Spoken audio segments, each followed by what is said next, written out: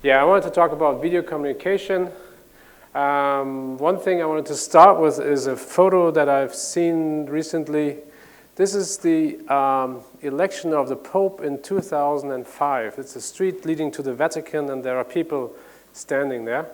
And this is the election of a different Pope in 2013. And I think you see the difference between the two. Then I asked somebody from that company that has kind of been accounted to be responsible for this, and the comment was, oh gee, we messed up the planet. To some extent, the area of video recording and mobile devices is actually a dramatic shift in our lives. Now, the question is, will this also turn into a dramatic shift in communication? In any case, I wanted to tell you what I'm going to be talking about. I'm going to talk a little bit about H.265, just a little bit. I'm going to talk about something strange, something you may not have ever heard about before, Lagrangian coder control. But that is the secret to H.265. And then I'm going to talk a bit about immersive video communication and human perception measurement as a road to H.266. I think we should start to talk about H.266 actually. All right, so the development of video coding can be illustrated by a plot of quality over bitrate. So if I would encode that very classical test sequence, and it really works for other sequences as well, don't worry. If I would code it with JPEG, so picture-by-picture intracoding, I would get this performance versus bitrate curve. If I would then go ahead code it with H.261, I get a big benefit due to motion compensation and prediction. And then what happened since then is that we improved the computation that went into motion compensation. And that led until H.264 in 2003. That's 10 years ago. The bitrate reduction between just intracoding and video coding is huge, so that's why we all do it. Now, what's the next thing? Of course, before we go there, we should probably look at what has happened before. I'm also in the area of broadcast and internet streaming and non-communication video applications, and so in '89, we had digital TV. In '99, actually, H.264, that was the name of the project. It was born in Berlin. We had a meeting in Berlin where it happened. And since then, every HDTV receiver from DVB has it, every Blu-ray player, most of internet video, countless mobile video. Today, there are more than 3 billion devices, and 50% of all bits on the internet are H.264. That's a stunning number. These are all stunning numbers. They're just beyond what I could have imagined. And Patrick mentioned that I was the editor-in-chief. So about 11 years ago, this was just a Word document on my old Dell laptop. The laptop doesn't work anymore. Anyway, so this is how a hybrid video codec looks like in a block diagram. And you have all these components, and you kind of, the biggest question that we had 14 years ago was how do we run this codec? The codec is becoming more and more complicated. How do we do the quantization, the scaling, the transform, the prediction, the motion comma here, there are switches here, there's control information here, we have a filter here, we have motion estimation here. How to run this thing, that was the big question. And what we came up with was something that's called rate-constrained coder control, and it would be providing us with a decision between many options. And I would denote them with a vector P here, all these options, like what motion vector to take, what quantizer, etc. And the typical problem is to minimize distortion subject to a rate constraint. Rate should be less than a target rate.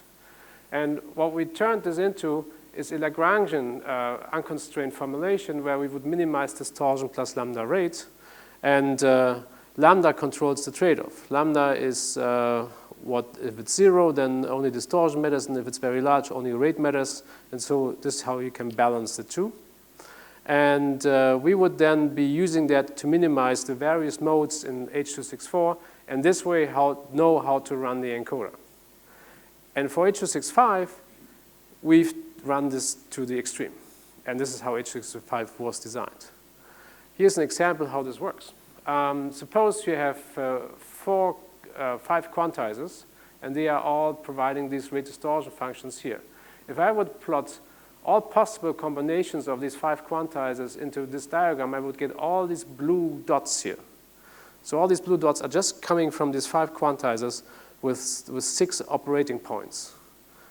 And if I apply this Lagrange formulation, I'm getting these red circles here. And the lambda is, and a different value of lambda is providing me with different red circles. Now you may think, oh, this is a tiny problem, I can probably solve this differently.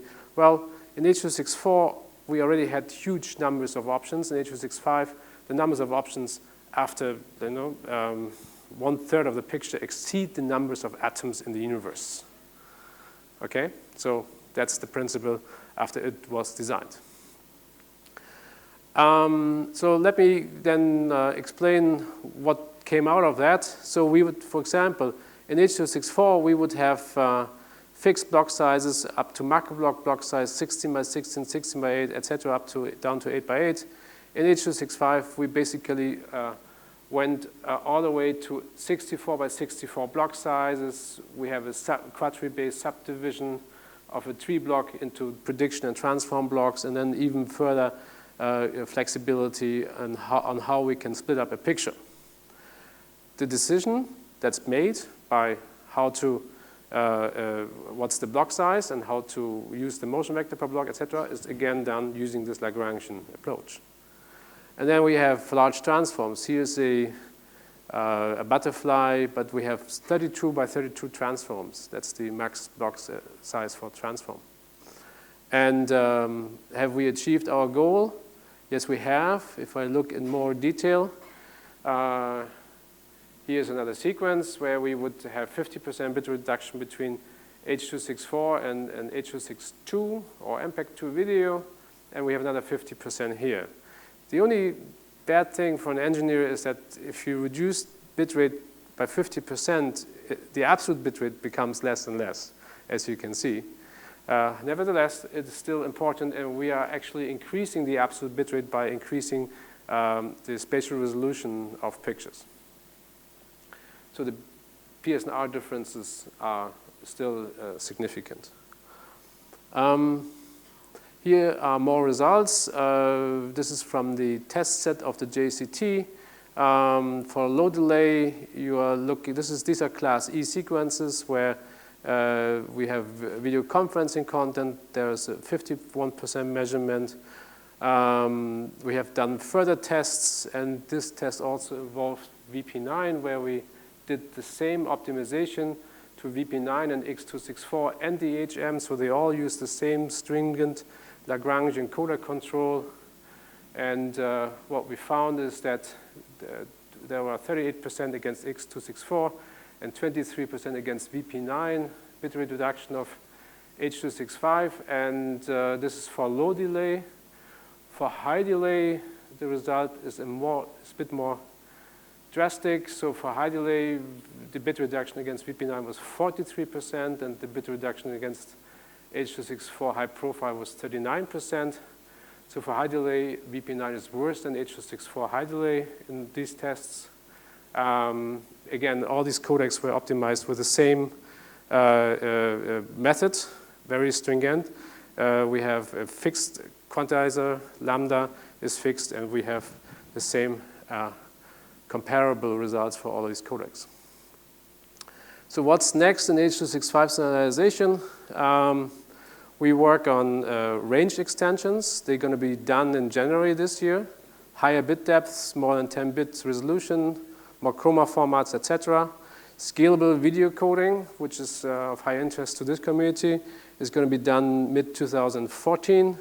And 3D multiview in depth, January one version, and then in 2015, a second version that involves also support for autostereoscopic displays.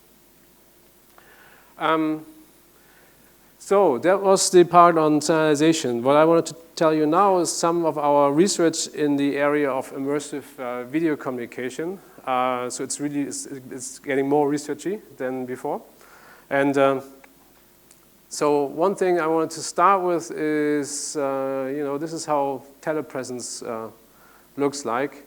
One of the big steps we see in telepresence, and I'm going to be mentioning a couple of them, is of course you have to make it seamless, and this is some advertisement for the startup company it's not a startup anymore, I'm involved in. I think you have to make the presence seamless to all the devices, and that can be achieved through scalable coding, but there's more.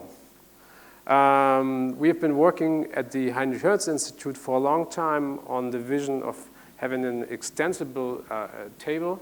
Here's a drawing of an early research proposal that we made. Another thing that we worked on is virtual eye contact. We found it very annoying that you can't really look people in the eye in a visual communication.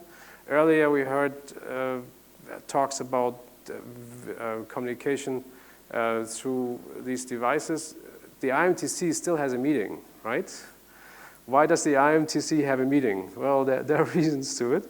And I believe that eye contact and some of the personal things that go on here are good reasons for having a meeting in addition to video conferencing. But this has something to be fixed. So here's an example of what we do there. So there are two cameras up there. We calculate the 3D model, and now I've rotated the guy into eye contact and using the 3D model, and then I rotate him back, and he's now looking down again because the cameras are above the display. So this runs in real time. And I've just read that somebody also implemented this using a, what's it called? The Microsoft Kinect, right. In principle, what you need is an estimate of the 3D structure of the scene. And then you can rotate at the face the viewpoint, and you can produce eye contact that way. Another thing that we've been looking at is using autostereoscopic displays differently, not for 3D, but for eye contact as well. So you have this setup that is well known, multiple screens, and we can actually have people look at you using the screen, and when you move around, then they will still be looking at you. Because we can use that autostereoscopic array to basically influence all those views. So from all these displays, people can still be looking at you and don't look somewhere else. We've then been taking this further, and what we're currently working on is something that we call an immersive room. Here's something we planned for a big car company for their reception. And there has been examples of that by other companies as well. What we've been doing is we have a 2K by 6K theater in Berlin, and we are currently working on extending it towards a communication scenario where we put cameras on top and on the bottom and produce virtual views using that technology that you saw, so that people can stand in a big wall and communicate. And here's an example how people can be standing. This is our movie theater, and we have also built acquisition technology for these huge panoramas and huge resolutions, so it's 6K by 2K resolution. All right, so the last thing I wanted to talk to you about is H.266, and that goes back. So I mentioned earlier that we have this Lagrangian coder control approach, where we test all these options. Now, H.265 was a big project with many people, and I have the feeling all the options have been tested by now. Quite a few, at least within the current hybrid video coding system. But they have all been tested using mean squared error optimization as the distortion measure. And that motivated us to go into investigating how we can actually improve on this end. And one thing we've done, we've been on a sabbatical last year in California, and at Stanford, I sat in the seminar of the psychologists, and I talked to them about my problem of subjective quality assessment. And they said, well, why don't we hook you up with an EEG and see what's going to happen? So an EEG is a cap that measures voltages on your skull. And there are different ways of measuring it. So, and what we actually ended up measuring were steady-state visual evoked potentials, where we are at the end in your visual cortex get a measure on what are the differences that you are perceiving. So then one of the things that we were going into first is to figure out what are the ways where we that are being used through our current system. So we look at a display, at a video, a human looks at it, and the human makes a subjective assessment. It says excellent, good, fair, poor, bad. And what really happens inside the human is the following. The signal passes through the optical system, the cornea, the lens, the retina. It then goes into V1, that's something in the back of your head here, and then V2, and then it goes on to something that's called P3 or P300, a decision system that's up here, and then you make your subjective assessment, your mean opinion score. And so far, video coding has only been going up to this point here, not further. There's almost no involvement of V1, V2, etc. in video coding. In audio coding, MP3, that has been the big driver of MP3, all the masking effects, etc., etc. In video coding, none of them is really considered, at least not in the public domain. So what we've done is we measured amplitude versus quality for some test videos, and here you see first results. What for me as an engineer was stunning, with an electrode on the back of your head, I can actually determine visual differences that you are perceiving, or these neuro psychologists can. And so here what you see is compression levels, so the quality is becoming worse as the numbers increase, and this is the response that we measured. And these are error bars. This is the average over 20 measurements, and one measurement took 17 seconds. And so we are working on this. We are working on this question of determining subjective quality, for example, using also EEG. All right, so let me summarize the talk. H.264 is kind of everywhere, 3 billion devices, 50% of all the bits on the internet. H.265 is has been the excess of Lagrangian coder control, and it provides substantial bitrate reductions, about 50% relative to H.264. On the research side, we are working, among other things, on immersive rooms. So one aspect that we looked at that has been solved is seamless integration, but also eye contact is important. And please remember, walls are becoming displays very soon. And there needs to be a communication method between that wall of the display and you. And the cameras and the eye contact, that's the big question there, in my view. And H.266, well, I think we're going to be seeing even higher resolutions. I think 3D will come, autostereoscopic 3D. I didn't talk about it, but it will come. You will see it. And I think one road towards H.266 are improved subjective measures. Let me finish with acknowledging a couple of people that have been working on the standardization side, Gary Sullivan, Gisli Bjontegard, at video with Alex Lefteris and Ofer Shapiro, and at the HHI with my colleagues there. And yeah, if you have questions, that's me with an EEG cap.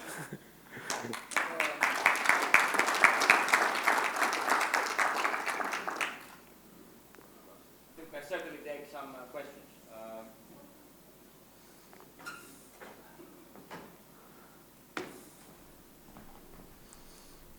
Questions? Who has a microphone? Okay.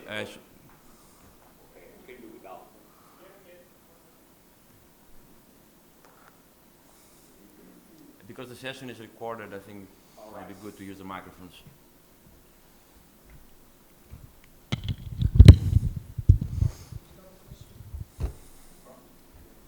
We'll go here first. Hi, Thomas. David. It took a long time for HEVC to become H.265. Is H.266 an official nomenclature yet, or is it just your speculation that it will become H.266?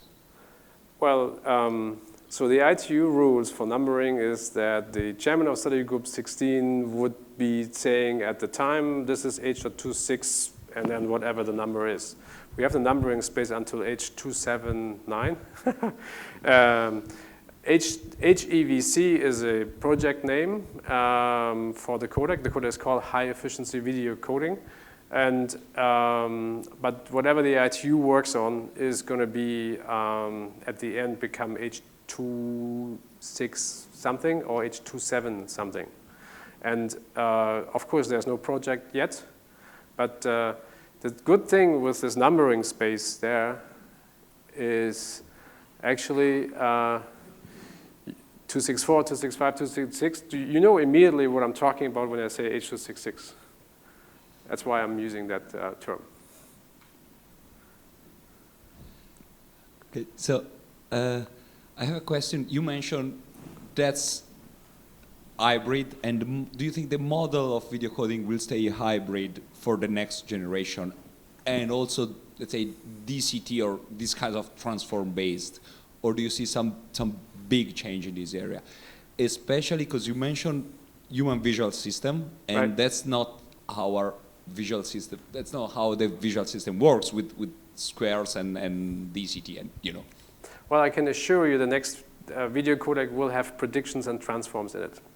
These are the only two ways that we know of to exploit statistical redundancies in signals, and we have to do that. And that's not the only third method we know of is a vector quantizer, and that's not going to happen.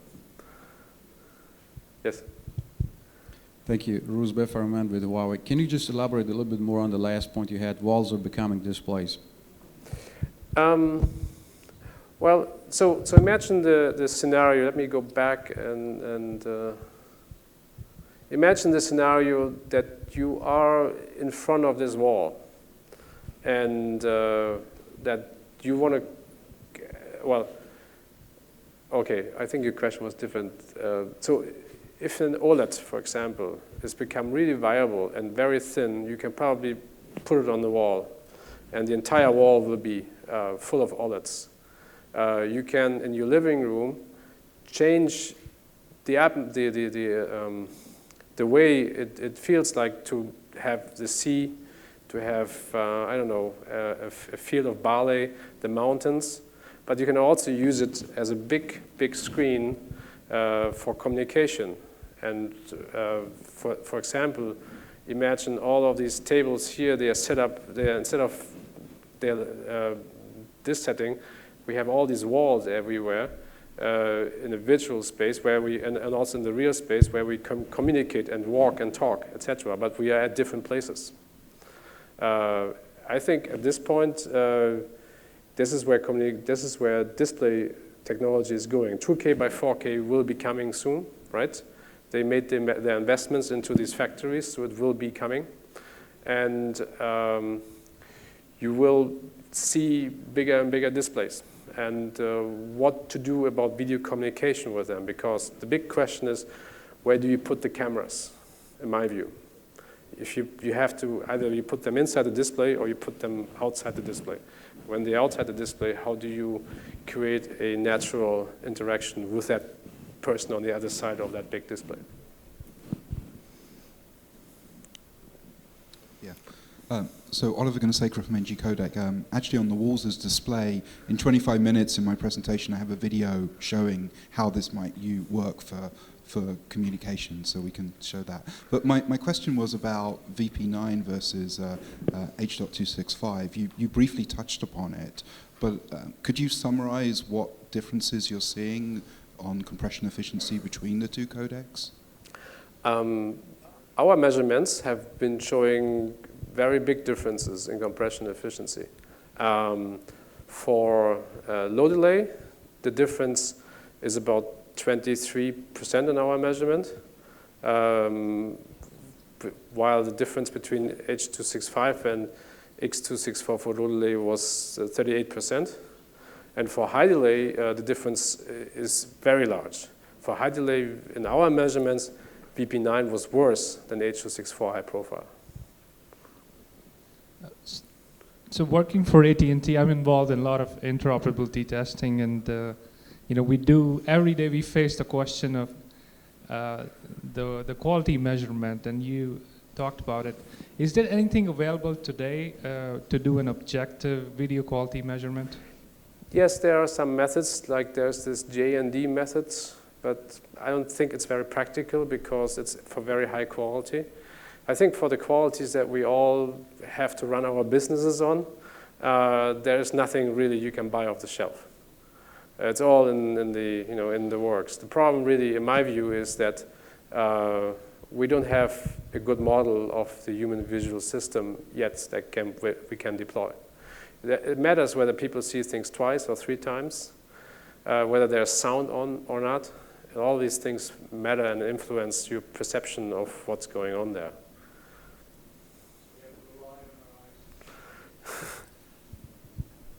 Yes. One more. Jan, yes. Just wanted to get some clarification on the VP9 numbers there.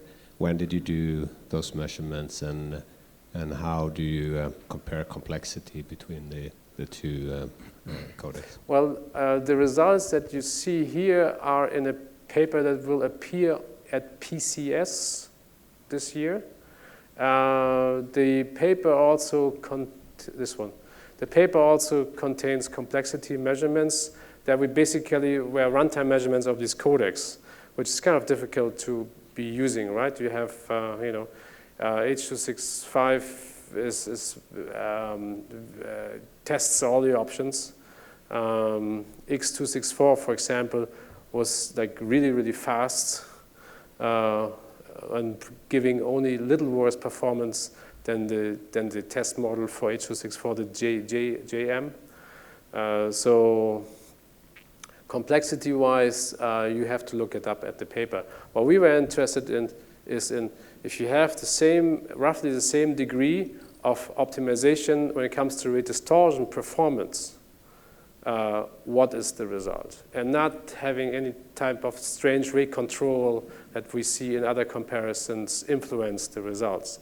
Here, the quantizer is constant, and the Lagrangian optimization is applied the same way to all 3 codecs. Yeah, so it's highly theoretical and not very practical, but one way of comparing. I think it's extremely practical because it gives you an idea of the capability of the technology. You can then apply the same rate control algorithm to all codecs. You can apply the same other optimizations to all codecs. And of course, you could say, gee, this will work better on this codec or that codec, but this gives you a starting point for a technically valid comparison. I think that's pretty practical. Yeah, in one dimension, I agree with that. In one dimension, not all dimensions. Okay, thank you very much. I think we had enough questions.